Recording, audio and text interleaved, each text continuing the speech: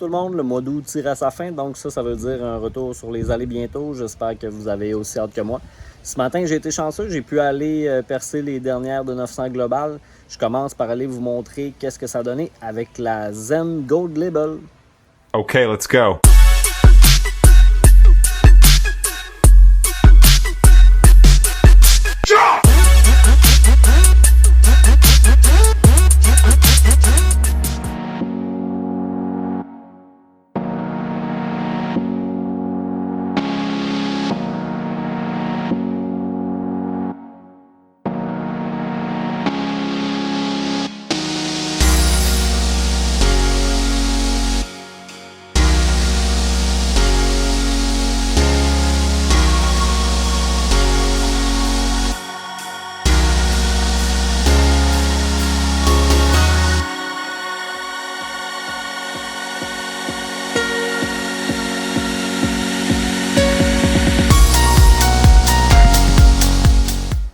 Donc, on peut voir ici les réactions que j'ai eues avec la nouvelle Zen Gold Label.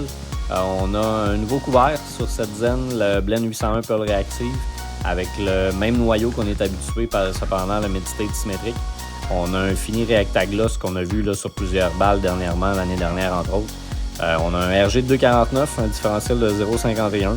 Dans mon cas, des 4 Zen, c'est celle-là qui descend le plus loin et qui va finir avec le plus de crochets. Ça reste quelque chose de super contrôlable, par exemple. Ça me fait penser un petit peu là, du côté de Storm à la Ruby. Cependant, la Ruby, elle, est un petit peu plus ronde comme réaction, réagit un petit peu plus tôt. Mais ça reste 2 balles super contrôlables. Ça va me permettre de pouvoir jouer sur plusieurs conditions d'aller, autant plus sèche qu'un petit peu plus huilée. Donc, le genre de balle que j'aime, puis c'est sûr et certain que vous allez me voir jouer avec cette balle cette année.